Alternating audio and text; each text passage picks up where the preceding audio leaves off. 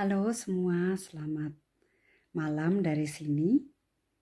Mari kita sama-sama melanjutkan pembacaan firman Tuhan dari kitab Yohanes pasal yang ke-13 ayat 1 sampai ke ayat yang ke-20.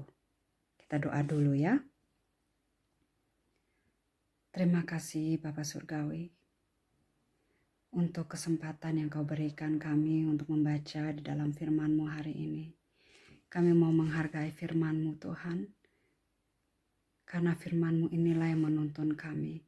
Firman-Mu adalah terang untuk jalan kami Tuhan, supaya kami tidak tersesat. Terima kasih Roh Kudus untuk pimpinan-Mu dalam pembacaan firman-Mu hari ini.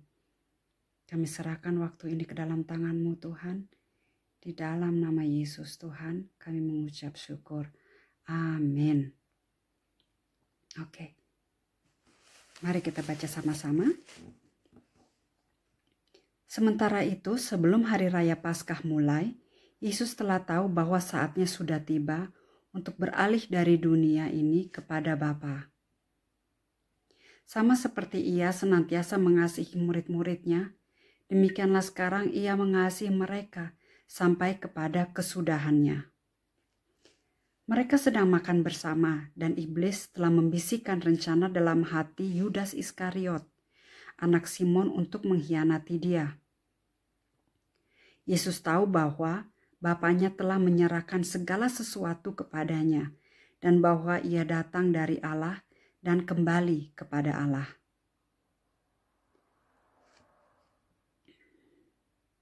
Kita perhatikan di ayat yang kedua. Di sini iblis telah membisikkan rencana dalam hati Yudas Iskariot untuk mengkhianati Yesus. Di sini perlu kita waspadai bahwa tidak semua apa yang timbul dalam hati kita itu adalah dari diri kita sendiri. Bisa jadi itu juga dari iblis jika itu tidak sesuai dengan firman Tuhan. Terkadang apa yang dikatakan iblis itu kemungkinan kedengarannya baik, tapi itu bertentangan dengan kehendak Tuhan. Jadi kita perlu jaga-jaga, selalu waspada apakah yang timbul dalam hati kita itu sungguh-sungguh dari iblis atau dari Tuhan. Semakin kita ada hubungan dengan Tuhan, maka kita bisa semakin membedakan mana yang dari Tuhan dan mana yang bukan. Oke, lanjut ke ayat yang ke-4. Lalu bangunlah Yesus dan menanggalkan jubahnya. Ia mengambil sehelai kain lenan dan mengikatkannya pada pinggangnya. Kemudian ia menuangkan air ke dalam sebuah basi dan mulai membasuh kaki murid-muridnya, lalu menyekanya dengan kain yang terikat pada pinggangnya itu. Kita ingat di ayat yang sebelumnya,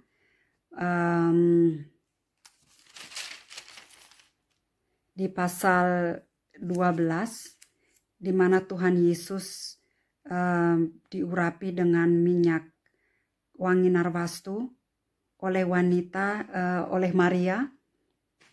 Ya, kakinya itu diurapi, digosok dengan minyak wangi dan kemudian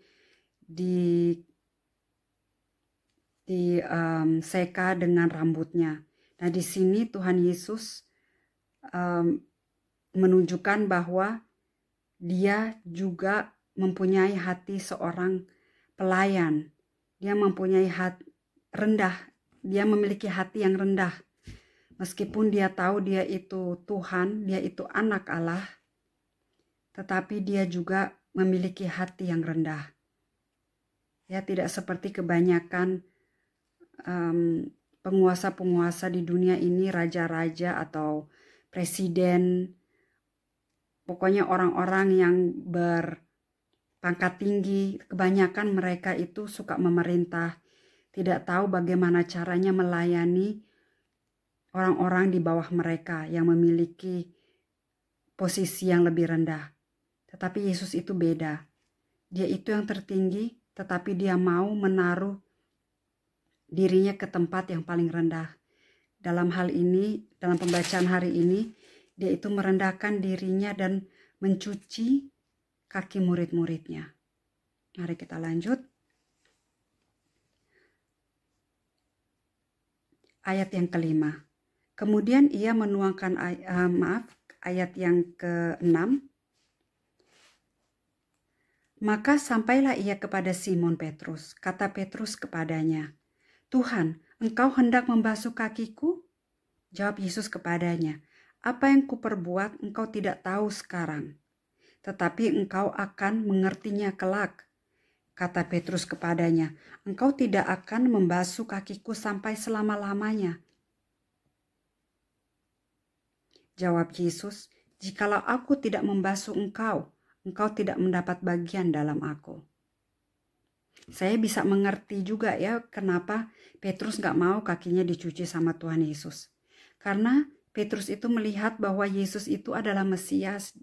Semestinya Petrus yang mencuci kakinya Tuhan Yesus, bukan sebaliknya. Tetapi di sini dia tunjukkan yang mana Tuhan Yesus itu mau merendahkan dirinya serendah-rendahnya seperti seorang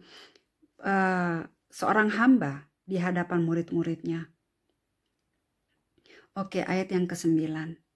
Kata Simon Petrus kepadanya, Tuhan, jangan hanya kakiku saja tetapi juga tangan dan kepalaku. Tadinya nggak mau dicuci kakinya, sekarang sekalian kepala dan tangannya juga.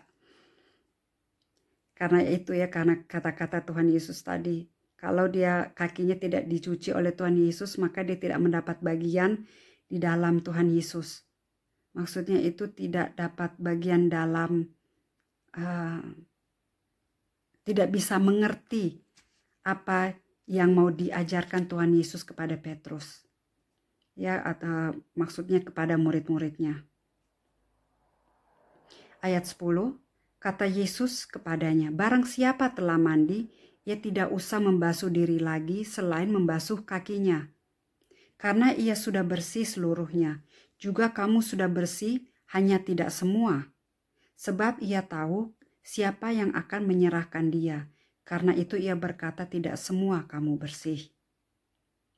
Sesudah ia membasuh kaki mereka, ia mengenakan pakaiannya dan kembali ke tempatnya. Lalu ia berkata kepada mereka, mengertikah kamu apa yang telah kuberbuat kepadamu? Kamu menyebut aku guru dan Tuhan, dan katamu itu tepat, sebab memang akulah guru dan Tuhan.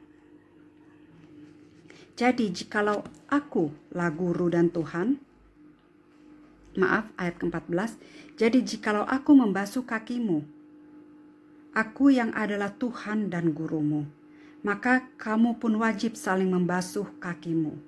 Sebab aku telah memberikan suatu teladan kepadamu, supaya kamu juga berbuat sama seperti yang telah kuperbuat kepadamu. Aku berkata kepadamu, sesungguhnya seorang hamba tidaklah lebih tinggi daripada tuannya, ataupun seorang utusan daripada dia yang mengutusnya. Jikalau kamu tahu semua ini, maka berbahagialah kamu jika kamu melakukannya. Bukan tentang kamu semua aku berkata, aku tahu siapa yang telah kupilih, tetapi haruslah genap nas ini. Orang yang makan rotiku telah mengangkat tumitnya terhadap aku. Aku mengatakannya kepadamu sekarang juga sebelum hal itu terjadi, supaya jika hal itu terjadi kamu percaya bahwa akulah dia. Akulah dia maksudnya yang diutus Allah, seorang Mesias. Ayat ke-20, aku berkata kepadamu, sesungguhnya barang siapa menerima orang yang kuutus, ia menerima aku. Dan barang siapa menerima aku, ia menerima dia yang mengutus aku.